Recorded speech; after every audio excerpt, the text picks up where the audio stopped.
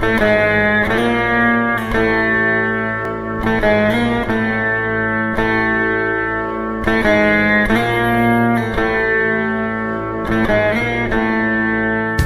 நாம் புதிதாக ஒரு நூலை, ஞான நூலை ஆராய இருக்கின்றோம். திருப்புரா ரகசியம். திருப்புரா ரகசியம் என்ற இந்த நூல் நாம் எந்த பதிப்பகத்தை ரெஃபரன்ஸா வச்சிருக்கிறோம்னா, ரமணாசிரமம் வெளியிட்டுள்ள திருப்புரா ரகசியம் என்ற தமிழ் வெளியிட்டுள்ள அந்த புத்தகத்தை தான் வச்சிருக்கிறோம். 1930ஆம் வருடத்துல ரமண மகரிஷியோட நேரடி பார்வையில இந்த புத்தகம் தமிழ்ல டிரான்ஸ்லேட் பண்ணப்பட்டிருக்கு. இதனுடைய பூர்வம்னு இதனுடைய முந்தையது வடபொலினி, அதாவது சான்ஸ்கிரிட்ல இருந்து இது தமிழ்ல டிரான்ஸ்லேட் பண்ணப்பட்டிருக்கு. இதனுடைய டிரான்ஸ்லேட்டர் ஆச்சாரியர் சுப்பிரமணிய ஐயர் என்பவரால் சமஸ்கிருதத்திலிருந்து தமிழ்ல மொழிபெயர்க்கப்பட்டுள்ளது. ரமண மகரிஷி பல இடங்கள்ல திருப்புரா ரகசியத்தை பத்தி குறிப்பிட்டிருக்காரு.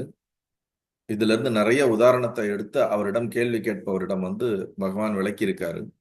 அதனாலதான் அவர்கிட்ட நிறைய பேர் ரிக்வெஸ்ட் பண்ணதன்படி அவர் இந்த புத்தகத்தை எப்படி தமிழ்ல டிரான்ஸ்லேட் பண்ணலான்னு பார்க்கும்பொழுதுதான் இதனுடைய மூல நூல் நமக்கு கிடைக்கலையே அப்படிங்கும்போது ஒருத்தர் கைப்பட இதை எழுதி வச்சதை சரி இதை அப்படியே தமிழ்ல பிரசுரம் பண்ணலாம் அப்படின்னு நினைக்கும் போது அதனுடைய மூல நூலே கிடைக்கப்பெற்று பின்ன அதையே திருப்பியும் சரியான முறையில பிரசுரம் பண்ணியிருக்காங்க, பப்ளிஷ் பண்ணியிருக்காங்க.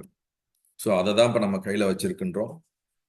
ஸோ எல்லாம் வல்ல சிவசக்தியினுடைய ஆசீர்வாதத்தோட நம்ம இந்த திரிபுரா சக்தி அவங்களுடைய ஆசீர்வாதத்தோடய இந்த நூலுக்குள்ள போகலாம். முதல்ல எந்த ஒரு நூலை படிப்பதற்கு முன்பும் 4 விஷயங்கள் நாம் தெளிவாக பார்க்க வேண்டும். அனுபந்த சதுஷ்டயம் அப்படின்னு சொல்லுவாங்க, தொடர்புகள், சம்பந்தம். இந்த நூல் திருப்புரா ரகசியம் நூலை நான் ஏன் படிக்க வேண்டும், இதனுள் என்ன சொல்லப்பட்டிருக்கிறது, இதற்கும் எனக்கும் என்ன சம்பந்தம், இதனால் என்ன பிரயோஜனம், இதுதான் அனுபந்த சதுஷ்டயம். யாருக்காக இந்த அதிகாரி, யாருக்காக இந்த நூல் இதுல படிக்கணும்? இப்ப நம்ம வீட்டுல பசங்க ஒரு 10வது படிக்கிறாங்கன்னா கணக்கு புத்தகம்னா கணக்கு 10வது வகுப்பு அப்படின்னு போட்டு தமிழ்ல இருக்கும். நமக்கு அது ஒரு 40 வயதுல இருக்கவங்க, 50 வயதுல இருக்கவங்க அந்த புத்தகத்தை எடுத்து படிக்க மாட்டாங்க. பள்ளிக்கு போற பசங்களுக்கு, அதுவும் 10வது படிக்கிற பசங்களுக்கு தான் அந்த புத்தகம் பயன்படும். ஏன்னா அதனுடைய தலைப்பை பார்த்த உடனேயே இது நமக்கான புத்தகம் இல்லை என்று முடிவு செஞ்சிடலாம். சில பேர் இது நமக்கான புத்தகம் என்று தேர்வு செய்யலாம். அப்ப இந்த புத்தகம் இது யாருக்கானது அப்படிங்கிறத முடிவு பண்றதுதான் அதிகாரி அப்படிங்கிறது. அதை அதனுடைய டைட்டிலை வச்சு நம்ம டிசைன் பண்ணிடலாம், அதை டிஸ்கிரைப் பண்ணிடலாம். இப்ப ஸ்ரீ திரிபுரா ரகசியம் என்ற தலைப்பு, ரகசியம், இதனுள் ஒளிந்திருக்கக்கூடிய மர்மம் என்ன அப்படிங்கிறத சொல்ல போகுது. திரிபுரானா என்ன? நம்ம பால திரிபுர சுந்தரி அப்படின்னு பராசக்தியனுடைய ஒரு நாமமாக இருக்கின்றது. முப்புறத்தை எரித்தவர் தான் எம்பெருமான், சிவபெருமான் நம்ம கேள்விப்பட்டிருக்கோம். திரிபுரம் 3 புறம், 3 உலகங்கள், பூர் புவ ஸ்வர்க அப்படின்னு சொல்லலாம். அல்லது ஜாக்ர சொப்ன சுசுப்தி, கனவு, விழிப்பு, ஆழ்ந்த தூக்கம்னு சொல்லலாம். அல்லது ஸ்தூல உடல், சூட்சும உடல், காரண உடல். இந்த மூன்று விஷயங்களை எல்லாத்தையும் படைத்தல், காத்தல், அழித்தல், இது அனைத்துக்கும் ஆதாரமாக இருக்கக்கூடிய தேவியைத்தான் திரிபுரா தேவி அப்படின்னு நம்ம சொல்வது உண்டு. ஸோ இப்ப இந்த திரிபுரா ரகசியத்தின் மூலம் இந்த மூன்றினுடைய உண்மைத்தன்மை என்ன, இதில் அமைந்திருக்கக்கூடிய ட்ரூத், அதை தான் நம்ம ரகசியம்னு இங்க சொல்ல இருக்காங்க. ஜாக்ர சொப்ன சுசுப்தி, ஸ்தூல சூட்சம காரண, பூர் புவ ஸ்வர்க, அல்லது இது எந்தெந்த விதமான இந்த விஷயங்களினுடைய ஆழமான அடித்தளமான சத்தியம் என்ன, ஆதார சத்தியம் என்ன, அதைத்தான் இந்த புத்தகத்திலே சொல்லி இருக்கின்றோம். ஆத்ம ஞானம்தான் இந்த புத்தகத்தினுடைய விஷயமாக இருக்கின்றது. அதிகாரி யாரு? அப்ப இந்த விஷயத்த ஸ்கூல் படிக்கிற பசங்களுக்கு இது பயன்படாது. அல்லது வெவ்வேறு விதமான என்டர்டைன்மெண்ட்ல இன்ட்ரெஸ்டா இருக்கிறவங்களுக்கு இந்த டைட்டிலை பார்த்தோம்னா இதுல இன்ஸ்பயர் ஆகாது. கடவுள் மேல நம்பிக்கை இல்லாதவங்களுக்கு இந்த டைட்டிலை பார்த்த உடனே இந்த புத்தகத்தை படிக்கிறதுக்கு தோணாது. இப்ப யாருக்கு தோணும்? பக்தியோட இருக்கிறவங்களுக்கு, இறைவன் மேல நம்பிக்கை இருக்கிறவங்களுக்கு, ஆத்ம ஞானம் அல்லது ஞான சாதனைகள்ல ஈடுபடுறவங்களுக்கு இந்த தலைப்பை பார்த்தவுடன் ஆகா இதுல என்ன இருக்குது, நம்ம உள்ளுக்குள்ள நம்ம அதை போய் படிக்கணுமேன்னு தோணும். அப்ப ஞானத்தில் வேட்கை கொண்ட, ஞானத்தின் மீது விருப்பம் இருக்கக்கூடியவர்களுக்கும், எல்லாம் வல்ல பரமாத்மாவை பற்றி ஆழமாக இன்னும் தெரிந்து கொள்ள வேண்டும், தன்னை பற்றி தெரிந்து கொள்ள வேண்டும், தன்னுடைய மூலத்தை தெரிந்து கொள்ள வேண்டும் என்று விரும்பக்கூடிய எல்லா சாதகர்களும், எல்லா பக்தர்களும் படிக்கக்கூடிய ஒரு நூலாகத்தான், அவர்களுக்கான நூலாகத்தான் இந்த திருப்புரா ரகசியம் இருக்கின்றது. இதுல சொல்லப்பட்டிருக்கக்கூடிய தத்துவம் என்ன? விஷயம் ஞானம், ஆத்ம ஞானம். நான் யார்? நான் எங்கிருந்து வந்திருக்கின்றேன்? இந்த உலகம் என்றால் என்ன? இறைவன் என்றால் என்ன? அப்ப ஜகத், பரமாத்மா, ஜீவாத்மா, இந்த ஜீவனுடைய உண்மையான தன்மை என்ன? இதை பற்றி ஆழமாக ஆராய்ந்து பல கதைகளோடு, சுவாரஸ்யமாக பல உதாரணங்களோடு நமக்கு நன்றாக தெரியும் வண்ணமாக இதுல இந்த விஷயங்களுடைய மூல விஷயம் இது இருக்குது. அப்ப இந்த விஷயம் ஒரு குரு சீடர்களுக்குள்ளே நடக்கக்கூடிய ஒரு உரையாடலாக, தத்தாத்திரேயர் குருவாகவும் பரசுராமர் சீடராகவும் இருந்து இவர்கள் இருவருக்குள்ள குரு சீடர்களுக்கு நடக்கக்கூடிய ஒரு சம்வாதம், ஒரு பரிமாற்றம் தான், ஞான பரிமாற்றம் தான் இந்த நூல்.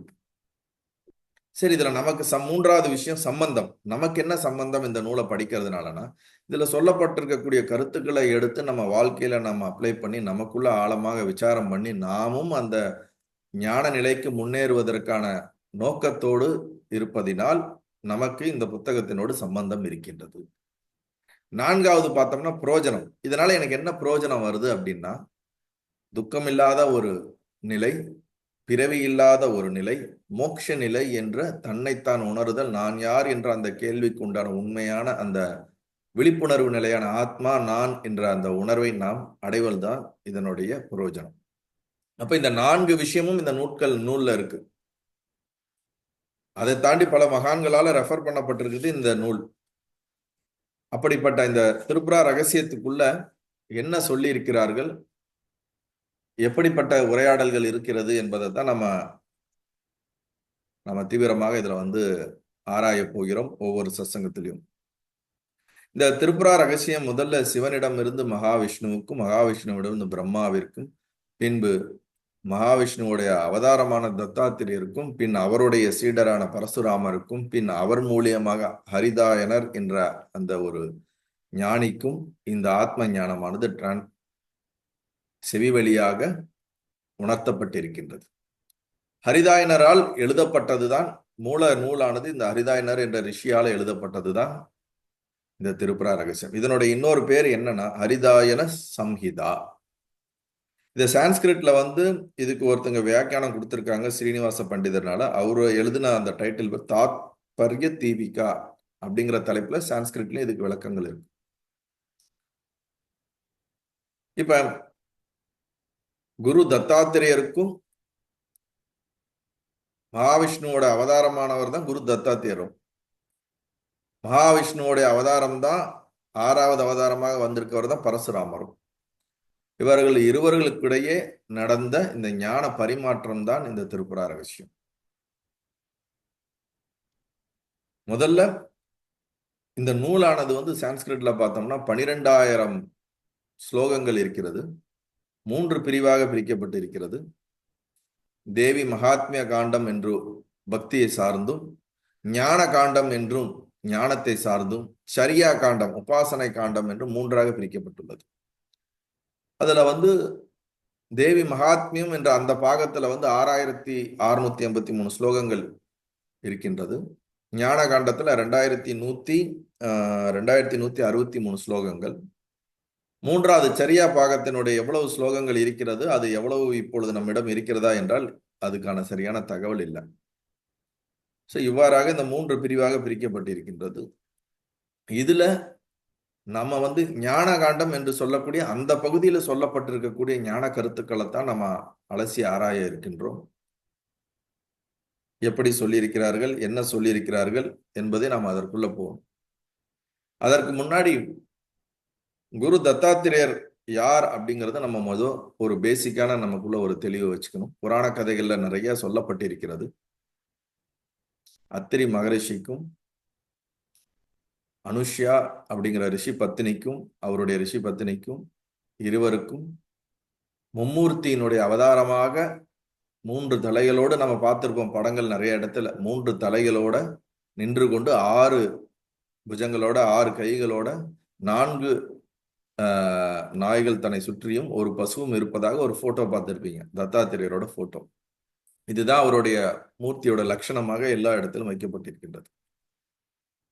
மும்மூர்த்தியினோட அவதாரமாக 3 மூர்த்திகளும் ஒன்றாக சேர்ந்து அவதரித்ததாகத்தான் தத்தாத்திரேயர் இருக்கின்றார். அதற்கு பின்னாடி ஒரு பெரிய ஸ்டோரி இருக்கு. இந்த ரிஷி பத்தினியினுடைய தன்மையை, அவங்களுடைய புனித தன்மையை முப்பெரும் தேவிகள் டெஸ்ட் பண்றதாக இருந்து அதுல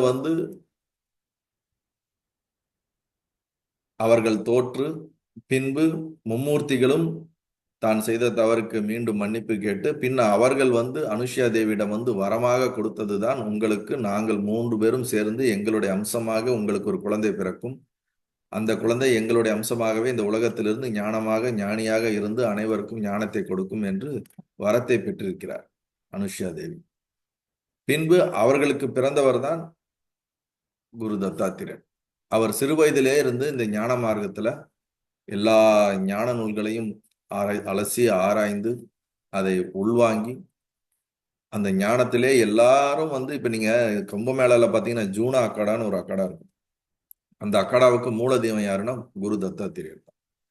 எப்பொழுதும் மலை சார்ந்த இடங்களிலே வசிக்கக்கூடியவர். அதனாலதான் கிரினாரிம்பாங்க. குஜராத் பக்கத்துல கிரினாரின்னு ஒரு பர்வதமே இருக்கு, பெரிய பர்வதம் இருக்கு, மலை. அந்த மலையே தத்தாத்திரேயரோட பாதம் அதுல இருப்பதாக, பாதத்தோட அச்சு அதுல இருப்பதாக, அவர் அங்க வாழ்வதாக, அங்க அவங்களுக்கு பெரிய ஒரு கோயில்கள் எல்லாம் இருக்கு. நிறைய கர்நாடகால நிறைய இடங்கள் இருக்கு. அவர் மகா விஷ்ணுவோட ஒரு அவதாரமாகத்தான் நாம் பார்க்கின்றோம். அப்படி இருக்கக்கூடிய குரு தத்தாத்திரேயருக்கும் அவருடைய சீடரான பரசுராமர் நமக்கு நன்றாகவே தெரியும். 10 அவதாரங்கள்ல ஒரு அவதாரர், மிகவும் கோபக்காரர். சத்திரியர்களை எல்லாம் நான் அவர்களுடைய வெட்டி அவர்களுடைய குலம் இல்லாத அளவுக்கு செய்து விடுவேன் என்று, 21 தலைமுறைக்கு நான் அவர்களுடைய குலம் இல்லாத அளவுக்கு செய்து விடுவேன் என்று ஒரு மிகுந்த ஒரு பழிவாங்கும் குணத்தோடு, ஒரு கோபத்தோடு சத்திரியர்கள் மீது மிகுந்த வெறுப்பு உடையவராக ஆரம்பத்தில் இருந்தார். அவருடைய கதை உங்களுக்கு கண்டிப்பாக தெரிஞ்சிருக்கும்.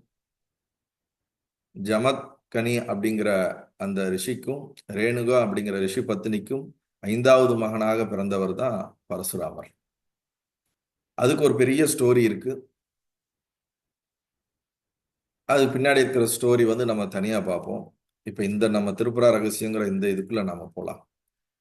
ஸோ பரசுராமரும் அவர் வாழ்ந்த காலகட்டத்துல தன்னுடைய தந்தையான அந்த ரிஷியை ஒரு ராஜா தான் இல்லாத நேரத்திலே வதம் செய்த காரணத்தினால் அந்த ராஜாவையும் அவர்களுடைய குலத்தையும் முழுவதுமாக 21 தலைமுறைக்கு இல்லாதவாறு செய்து விடுவேன், அவர்களை மீண்டும் மீண்டும் வழிவாங்கக்கூடிய உணர்வுகளை வெட்டி சாய்த்து விடுவேன் என்று சபதம் போன்று தன்னுடைய தந்தையினுடைய சரீரத்தையும் தன்னுடைய தாயையும் அழைத்து கொண்டு கங்கையினுடைய நதிக்கரையில தந்தையினுடைய சரீரத்தை தகனம் பண்றதுக்கு போகும் பொழுதுதான் வழியில குரு தத்தாத்திரேயரை சந்திக்கிறார் பரசுராமர்.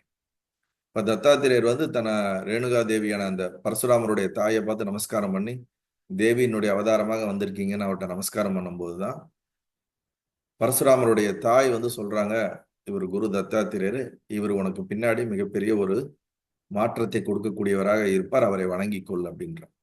அப்பதான் முதல்ல இவங்க 2 பேர்த்துக்குள்ள ஒரு தொடர்பு ஏற்படுது.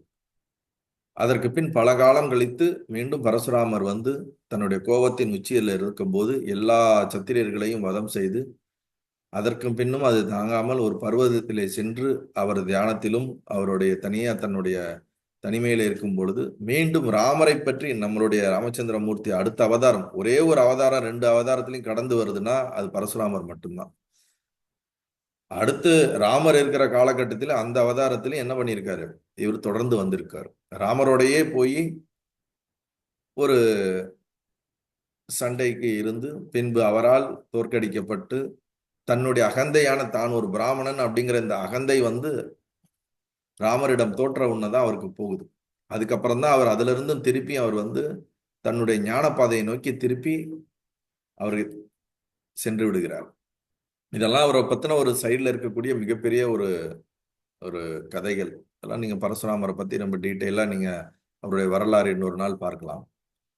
அப்ப பரசுராமர் வந்து ராமரிடம் தோல்வியுற்ற பிறகு அதற்கு பின் தனிமையில இருக்கும் பொழுது அவர் சந்திக்கக்கூடிய ஒரு ரிஷிமார்கள்ல தான் சம்பர்த்தர் அப்படின்ற ஒரு ரிஷிமார் இருந்தார். அந்த ரிஷிமார்கள்ட்ட தான் அவருடைய ஆலோசனையின்படி, அவருடைய கைடன்ஸின் படிதான் இவருடைய மனக்குழப்பங்களுக்கும் சந்தேகங்களுக்கும் கவலைகளுக்கும் அல்லது இவருக்குள்ள இருக்கக்கூடிய எல்லா விதமான சம்சயங்களுக்கும் தீர்வாக குரு தத்தாத்திரேயரை போய் சந்திக்குமாறும் அவருடன் இருக்குமாறும், அவரிடம் இருக்கும் பட்சத்தில் உனக்கு ஒரு நல்ல தெளிவும் ஞானமும் உனக்கு பிறக்கும் என்று அவருடைய ஆசீர்வாதத்தின் பேர்ல தான் பரசுராமர் குரு தத்தாத்திரேயர் வந்து தரிசனம் பண்றார். இதுதான் இவர்கள் ரெண்டு பேரும் இந்த ரெண்டு பேருக்குள்ள ஞான உரையாடல், இந்த ஞான பாதைகளுக்குள் செல்வதற்குண்டான ஒரு பூர்வாங்க கதை. இப்ப இந்த புத்தகம் வந்து அரிதாயனர் என்பவரால் எழுதப்பட்டிருக்கிறது. இவர் வந்து பரசுராமற்றிருந்து நேரடியாக இந்த ஞானத்தை பெற்று தன்னிடம் இருந்தார். ஆனா இவர் ஆரம்பத்துல இந்த ஞானம் பெற்ற உடனே இவர் வந்து இது ஒரு கிரந்தமாக எழுதி வைக்கல. அதற்கு ஒரு ஸ்டோரி சொல்லப்படுது. என்னன்னா, நாரதரே வந்து ஹரிதாயனருக்கு முன்னாடி அப்பீர் ஆகி, நீங்க ஏற்கனவே உங்களுக்குள்ள இந்த ஞானமான இந்த விஷயங்களை நீங்க வந்து புத்தகம்னு சொல்லக்கூடாது அந்த நேரத்துல, இதை நீங்க வந்து உலகத்துக்கு வெளிப்படுத்துவீர்கள் என்று சொன்னார்கள். நீங்களே எங்களுக்கு அந்த ஞானத்தை கொடுக்க வேண்டுங்கும் போது அவர் கேட்கிறார், எனக்கு இதை பத்திலாம் ஒண்ணுமே தெரியாதே, எனக்கு எப்படி இதெல்லாம் வந்து ஒரு உலகத்துக்கு கொடுக்குற அளவுக்கு எனக்கு அந்த அளவுக்கு இந்த நாலேஜோ இன்டெலிஜென்ட்டோ கிடையாதுங்கும் போது, இல்ல நீங்க இதை வந்து இந்த உலகத்துக்கு கொடுப்பீங்க அப்படின்னு சொல்லி பிரம்மாவே எங்கள்கிட்ட சொல்லியிருக்காரு.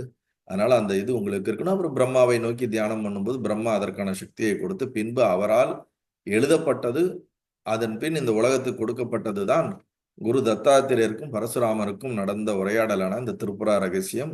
அது அரிதாயனால் நாரதருக்கு உபதேசிக்கப்படுகிறது. அப்ப நாரதர் தான் அரிதாயனர்கிட்ட இருந்து கேட்கிறார் அப்ப நடந்த விஷயங்கள். அப்ப அவரு தன்னுடைய குருவுக்கிடம் இருந்து குருவுக்கும் நடந்த இந்த விஷயங்கள் எல்லாத்தையும் என்ன பண்ணப்படுது, விளக்கமாக எடுத்துரைக்கப்படுவதாகத்தான் இந்த நூல் இருக்கின்றது. அதனால இப்ப நம்ம அந்த குருமார்களை எல்லாம் வணங்கி இந்த நூலுக்குள் நாம செல்வோம். இந்த புத்தகம் வந்து திருப்புரா ரகசியம்னு ரமணாசிரமத்துல கிடைக்கும். நீங்க எல்லாரும் அது வாய்ப்பு இருந்தா வாங்கி வச்சுக்கோங்க. இந்த புத்தகத்தை ஆரம்பத்துல இருந்து சில முக்கியமான அந்த படித்து கொண்டே வருகிறேன். படித்து படித்து அதுக்கான விளக்கத்தை நான் சொல்றேன். எல்லா வரிகளையும் படிக்க போறதில்ல, முக்கியமான வரிகளை படித்து அதற்கான விளக்கத்தை பார்ப்போம். நல்லதே நடக்கட்டும். Blessings.